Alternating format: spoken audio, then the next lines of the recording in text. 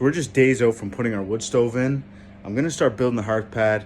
Let's go along for the ride. I'll show you what I'm doing. Before I start cutting anything, I've opened up my manual on the wood stove here, and I've got the exact dimensions of it right in front of me. So I have the numbers of how wide it is, how deep.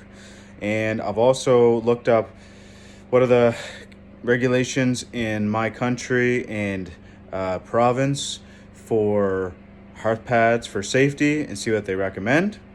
So with all that in mind, I have taken all these measurements, drawn up a diagram, and we're gonna work off that to build a hearth pad. So I'll show you what that looks like. All right, so when you're building your hearth pad, you're gonna wanna determine exactly how big this thing has to be. So in your manual, it'll give you the dimensions of how big your stove is. And based on those numbers of the width and the depth of that, that's how big your hearth pad is gonna have to be based off. So just really quickly here, this is a basic sort of drawing of what mine is gonna be like. This square in the middle represents the actual wood stove. It is recommended that off the door, you need a minimum of 18 inches of hearth pad. And that's just from where the door opens and where the fire can come out, so 18 inches there. And then you're gonna need 8 inches on either side. Now this is not from the wall of the stove, it's actually from the opening of the door. So if you measure hard up to the side of the stove, it's actually probably more like 7 inches or so. And then they recommend about 6 inches of space in the back. So we're gonna go with that. So with all those numbers, you come over to this one here. Your wood stove is 21.5 inches deep. That's this number here. Then you need to add the 6 inches of space in the back. That's this number here. And then you have to add your 18 inches of space in the front for your door opening. So you add all these together, 6 plus 21.5 plus 18. That's going to get you 45.5. So that's how long the piece of wood's going to be. And then for the width, the stove is 26 inches across, and you're going to need to add 8 inches to both sides. And technically speaking, this is a slightly wider than it needs to be, because this 26 inches is the entire stove. Where the door itself is probably closer to 24 inches, but that's okay. I don't mind having an extra couple inches of width. So add all those together, you get 42 inches. So that's sort of our basic start to our hearth pad. We're gonna cut a piece of plywood that is 42 inches across and 45.5 inches long. All right, so we have cut our plywood, and we have our long side here, which is, show you here, this is 45.5, just like that, 45.5, and running the other way, we got 42, money. Alrighty, so next thing we're gonna do is get our wood prepped, which I've started to do here, for the form which we're gonna make around our base. So an easy way to do this is to stand up your wood right on the edge of where you're gonna put it here. And then all I did was this, what do you call this thing? A level. This is 1 inch across. So I just laid this puppy down, went beside it, and marked my line. So now I know when I move this, that gives us a perfect inch right here, which means the entirety of this hearth pad will be 1 inch thick. So here we have our pieces laying here.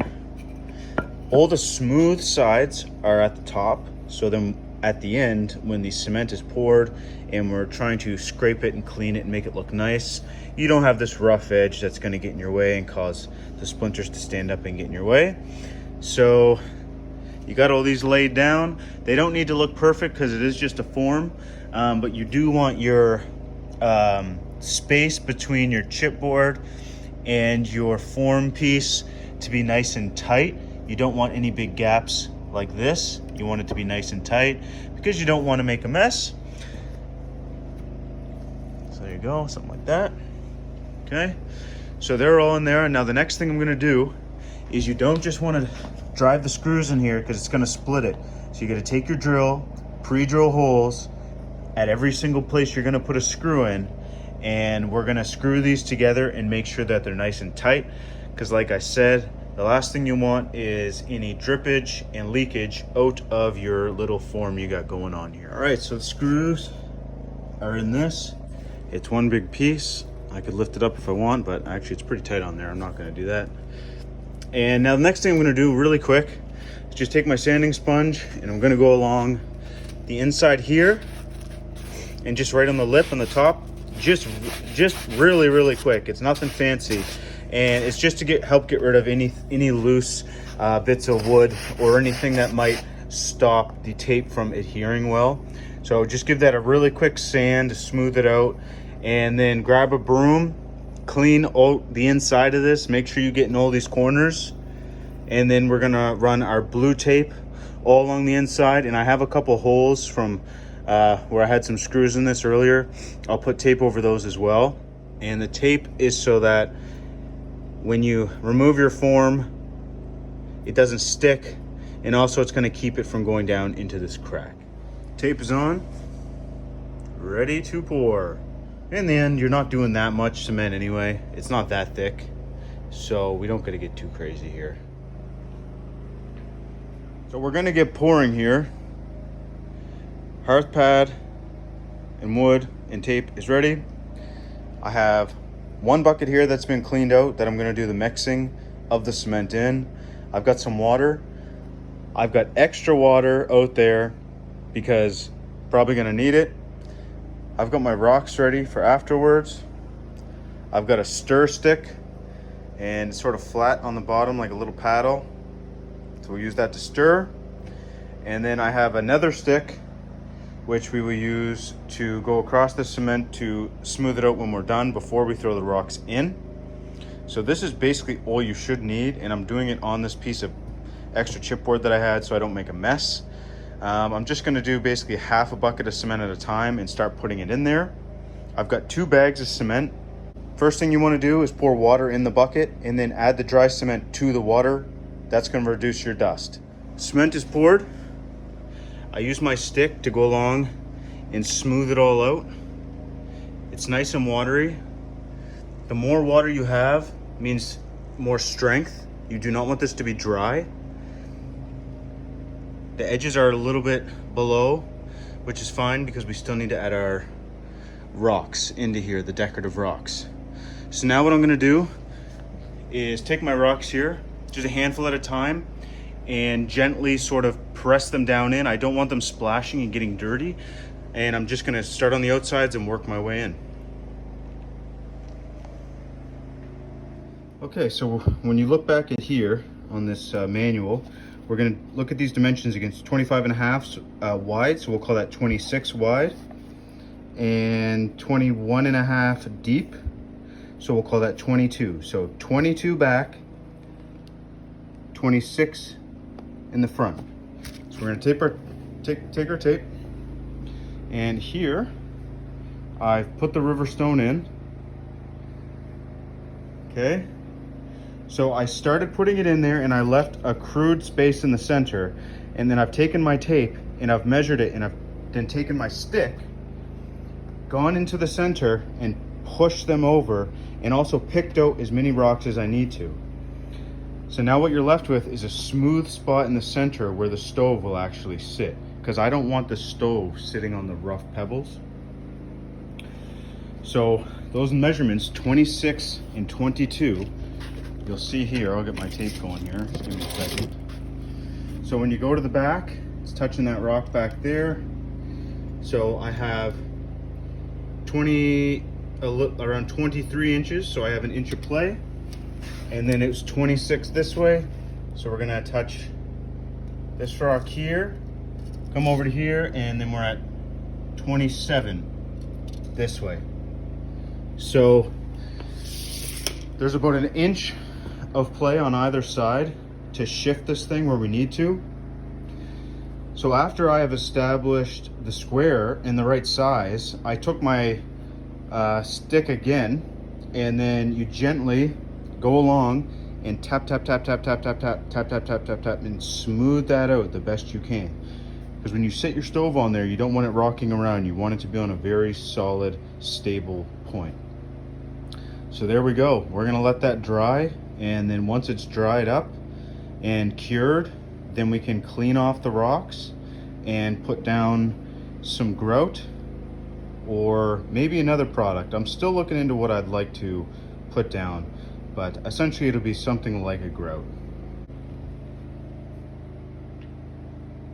Also, one other thing that I've done is I took my stick here and I've just gone over the surface and just sort of pressed everything down. So I've gone around and make sure these are pressed down into the cement so that they'll actually stick. And also, I don't want any one rock sticking up more than the others. I want them to all be sort of uniform.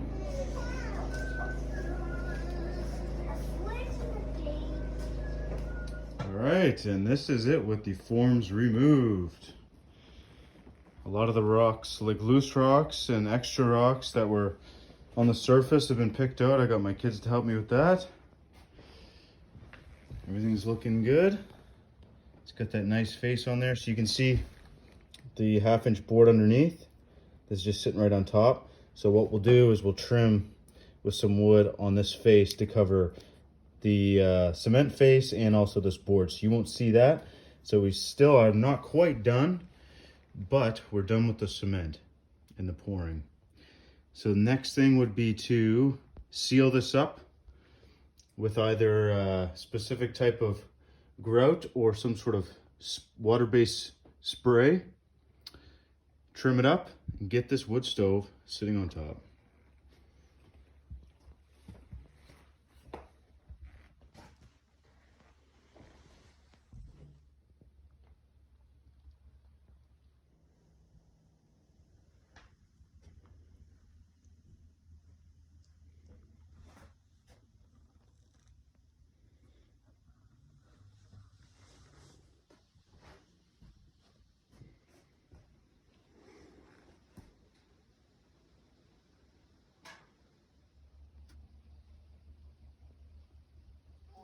Excuse me.